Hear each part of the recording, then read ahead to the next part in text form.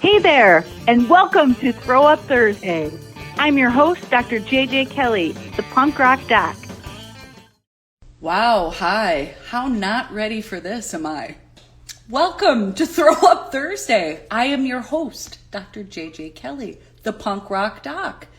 And Throw Up Thursday is all about you coming here, barfing your problems, and then you leave feeling better. Joining me any minute will be Olivia Hoffman, one of our docs at Unorthodox. And look where I am. Oh, yeah, know who else is joining me? There's Hadley, my new... there's Corey. We have reshot. Is that the correct? Yes. I don't know grammar anymore. We did all of my teaching videos over. We are here at the historic Claremont Hotel, reshooting all this footage, and it's rad. Oh, Sam said hi already. Hey, Sam. Oh, that sounded like a reprimand already. Holy shit. Holy shit. All right. And maybe I should get further down this. There we go. Hi. Well, hello there. How are you? I'm good. How are you? Good. Little tired. A little tired. Yep. Yeah. Pretty tired. Pretty loopy. Yes. I love the rose or flower or thank whatever. you. It's so cute. Why, thank you so much. I appreciate it. How are you? I'm good. Tired. Oh, you're tired too. A little Great. tired. Yes. This Yeah. couldn't be loopy at all. I know. We're gonna be great. Right. So, if anybody has a question, you can ask it in the comments. I think there's even I know there's a question thing. I just don't know how to use it. So, however you want to ask us a question, you go ahead. Even on our worst day, we're good at this. So, go right ahead. Yeah. All right. And in the meantime, Olivia always actually, has prepared. Thanks, Corey. Olivia has prepared questions that we answer those too. Let's do it. All right. Cool. So first question is from a friend. So for context, they've just gotten into a relationship.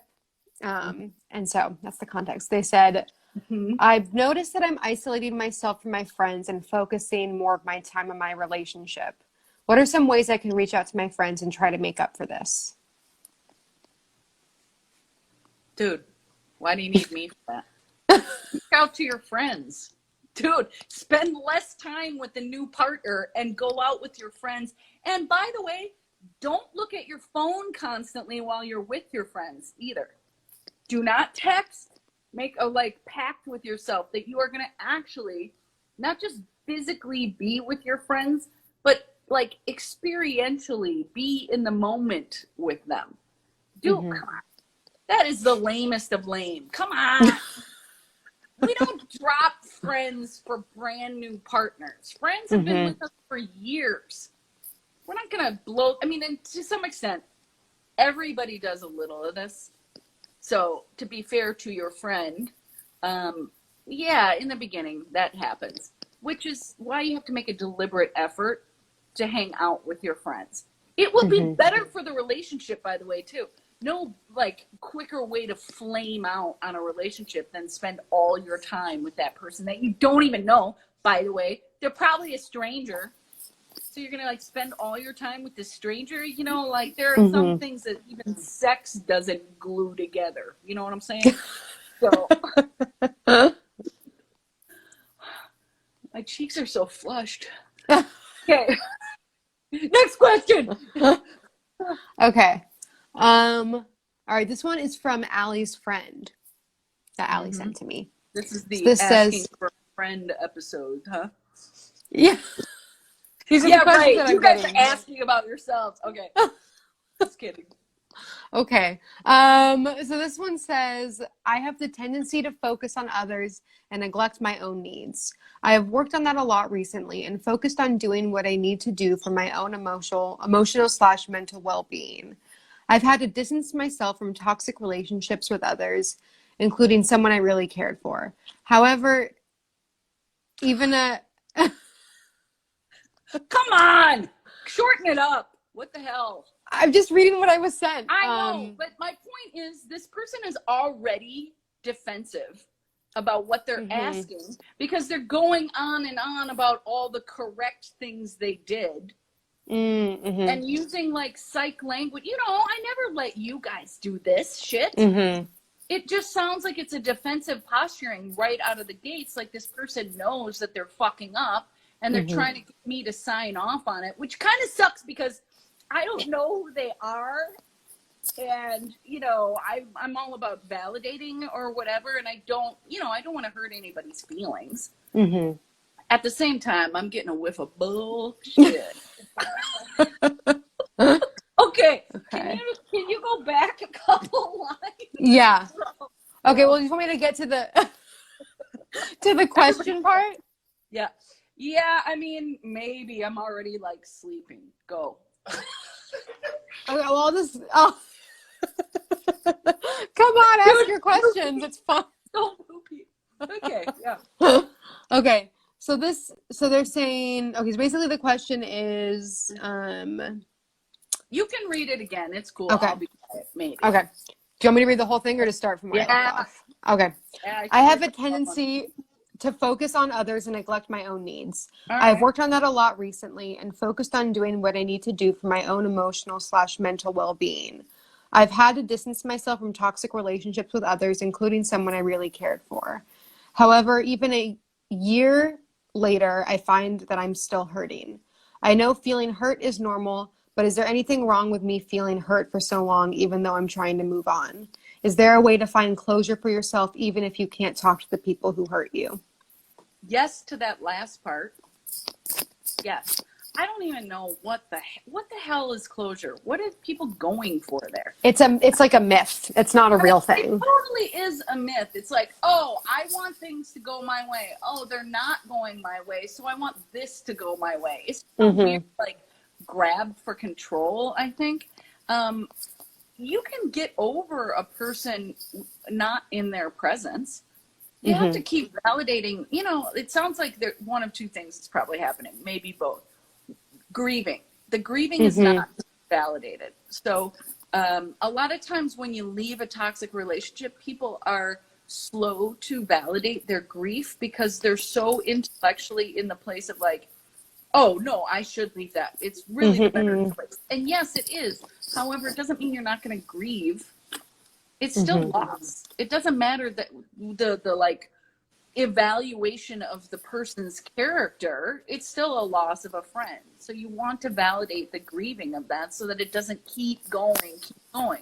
The other reason it might be coming back around and repeating even after a year is because there's probably some anger that hasn't been processed, like probably hasn't been fully validated.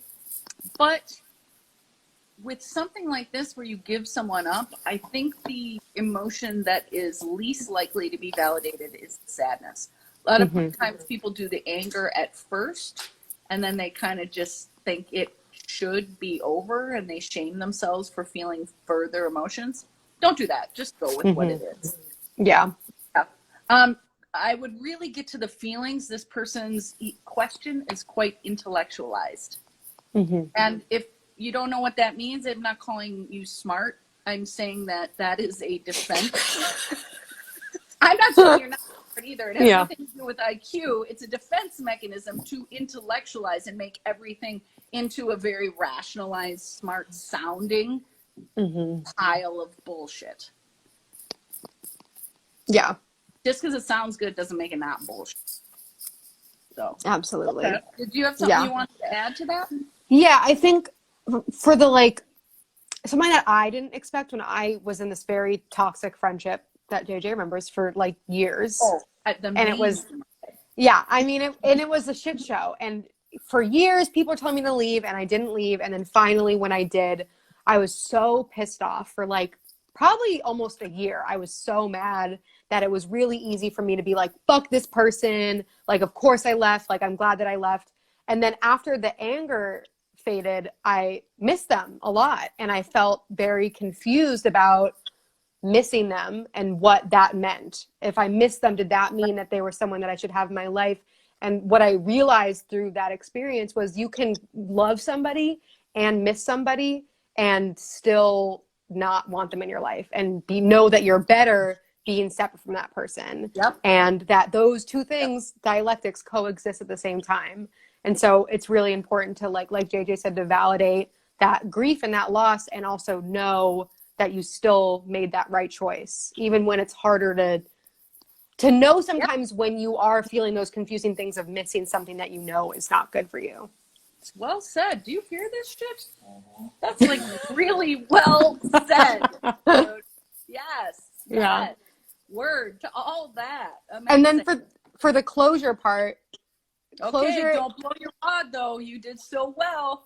I'm saying that closure is not something that anyone else can give you. It only comes from within. Because even if you get the sit down conversation that you imagine, yes, and you find out why something happened, that's probably just going to spark more questions about like, well, then what led to that, or what led to that? Yeah. It's like this kind of snake eating its tail that's never really going to ever end if you are not validating that loss and dealing with your own feelings with it on your own. Yeah, yes, I agree with that too. And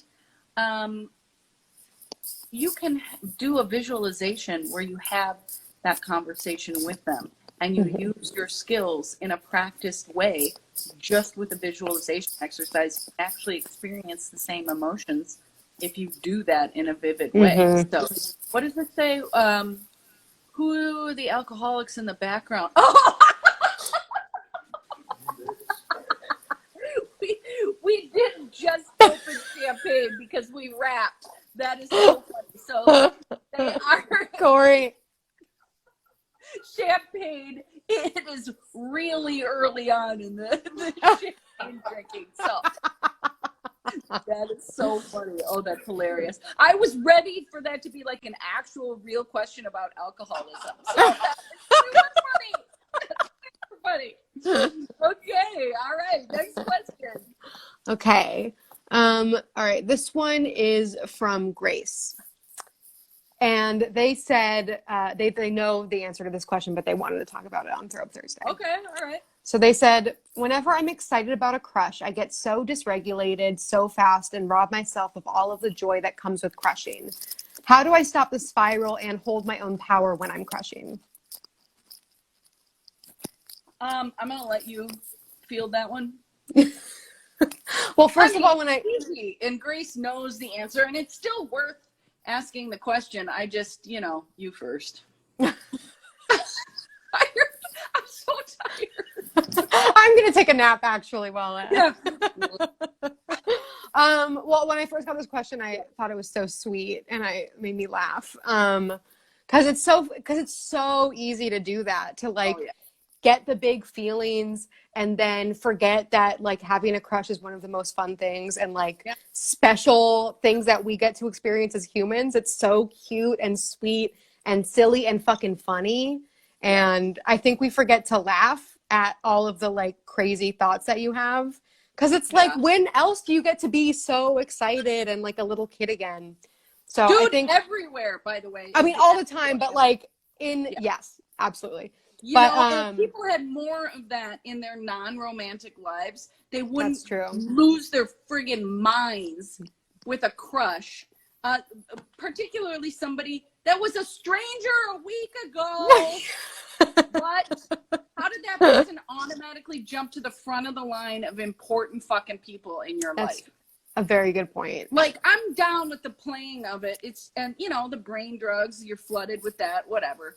But, dropping friends, no. Still got to have some balance in your life. You can enjoy it more. It actually is a shot of lasting longer too if you keep your life a little balanced. But what do you think they're actually asking here? Like, knowing Grace, what's underneath this? I think what's underneath this is probably a need to slow down, and from hearing them talk about it too, of just like not future tripping, of like letting go of expectation to outcome, which is very important when you have a crush, to not immediately predict how it's going to turn out and then hold on to that idea.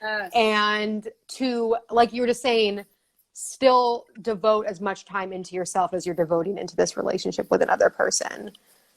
More. So What'd you say? More into yourself and your friends than this was a stranger last week person. Yeah, definitely. A suggestion that I had for Grace when they talked about it was to every time that they go on like a date with this person they have a crush on, to then do a date with themselves. It's like equally, if not more fun, so that you can remind yourself that you're like, I can take myself on dates. I have fun with just myself, and making sure to keep it balanced so it doesn't tip into this thing of like, fun is with this person. It's like, no, you're the fun. The other person just gets to go along with the fun. Dude, Olivia, 0 people your age are doing that, which is what I love so much about the docs. Like, you all, in a hookup culture in America, most of you in your 20s, you wait for a partner that is deserving of you. If there's anything like a generalized category of what I'm most proud of with you all, it's that you value yours, because that's the friggin' litmus test. Do you completely fucking lose yourself in a relationship, or do you still get to be you? That is so rare at any age, especially in this hookup culture. I just love that you said that. And I want to say, Grace has gotten so much better in this area. So, you know, they serve themselves up on toast for the purposes of their own birthday. Which I love. However, let's validate that Grace has come a long, long, long way in this like lose their mind crush thing. So absolutely. Kudos. Yeah. Lovely. Give me one more. Oh, you know what's funny? I just got a text from my friend Ann that said, hey, what you doing right now? Yeah, I'm doing the live you never come to.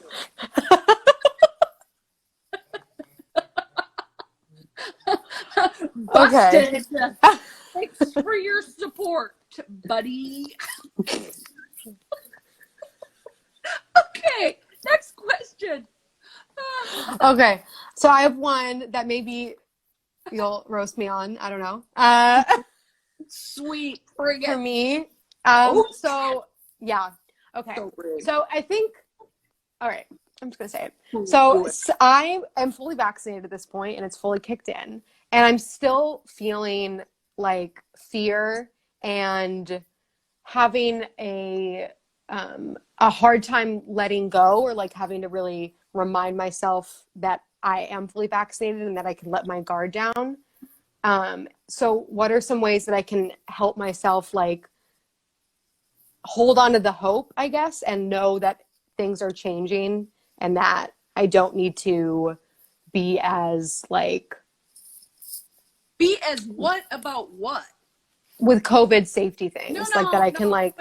More, we need more specifics there. Like, what are you doing that you don't have to do anymore because you've been vaccinated? Because we don't... Or that I can like go to a restaurant. I haven't done any outdoor dining, that I can do that. And that I can like, if I like get delivery, I don't have to like wash my hands for like 20 seconds when I touch the bag, and like things that I've been very rigid about, or that I can hang out with people inside who are vaccinated, like that kind of thing. That there are shifts now, and how to like expand to this like kind of controlling thing out of fear. Well, first of all, who the fuck knows what the actual answer is? You know, like, we can't just not be careful anymore, you know? Yes. Do I think that you've been a little bit overboard throughout? Yeah, I kind of do. However, it's really not for me to say about you, but by your own admission, you've been a little tight. Right? I mean, fearful and acting from fear. So, you know, you know the answer to some extent, which is validate the fear, and then make a list of the values in COVID now. Like, what are the behaviors that match your values? What do you want to dine outside? Are you willing to take that risk? Like, all of this is just guessing and risk taking. Everybody has to be, they just have to go with what they're willing to tolerate. I mean, I can't really, I've stayed way away from COVID stuff like this because we just don't know. Who the hell am I to tell somebody how to act. Knowing you, by your own admission, you have said that you've been pretty reactive. So the general answer is validate emotions and act according to your values. I mean, dude, I would write them out. What's on the okay list for you? What's on the not? I'm not Fauci. I mean, I date him, the silver fox. But oh, sorry. Corey's got dibs. I just, like one is a medical issue and one is a psychological one. And you can't go to the psychological till you've ruled out the medical, and we can't rule out the medical. Yeah. So fuck, man, it's all a crapshoot. Do I think that you're safer because you've been vaccinated? Fuck yeah, but what do I know? Again, not Fauci. Yeah. Listen, Fauci is my advice on that one. But I hear what you're saying. You want to do more. Make the list of things that you think are okay to have a calculated risk in doing right now. Yeah, I think, and also just the idea of that I've talked to other people who are vaccinated of like letting the guard down in a way and kind of like exhaling. But I guess like mindfulness and validation. I don't know that letting your guard down is where we're at yet, dude. I think it's like not an automatic, like everything goes. I mean, yes, absolutely. Yes, embrace the hope. Yes, embrace the vulnerability that comes with hope and joy. All of that, yeah. But I think you need to get to brass tacks and just make your fucking list. Yeah. That's what I got. That was a brave question. Nice work. And hi to all these. Hi to Sarah and hi to... Wow, hello. Does anyone here have a question, perhaps? Megan and Allie and... and Sam and Sam's son. Thomas is here, Joseph. Oh, wow. Look at that. We got Corey. We got Hadley. Yes. I mean, they're sitting here and they still are partaking in Throw Up Thursday. And Anne's going to watch this now. Be like, damn, she's going to like it. We'll see. All right. If people don't have a question, then you got one more or not? Oh, great. That's good. Thank you. All right. Thanks for the heavy lifting on that one. No. I'm like slowly unraveling this afternoon. Dude, it's a lot. It's been. I can imagine. It looks cool. I'm excited to see them. Yeah. It's I think it's gonna be good. The bloopers reel is gonna be so choice. Oh fuck yeah. We're already talking about the freaking bloopers reel is gonna be. Oh, all right. Thank you all for joining us. I appreciate it, and I hope you learned something today, despite the giggles and loopiness. Thank you so much, Olivia. You're welcome. It's such a pleasure, and it's nice to see you too. Good to see you. All right. Bye, everybody. All right. Bye, all. You're an a-hole. Get in touch with me, Dr. JJ Kelly, the punk rock doc, at drjjkelly.com.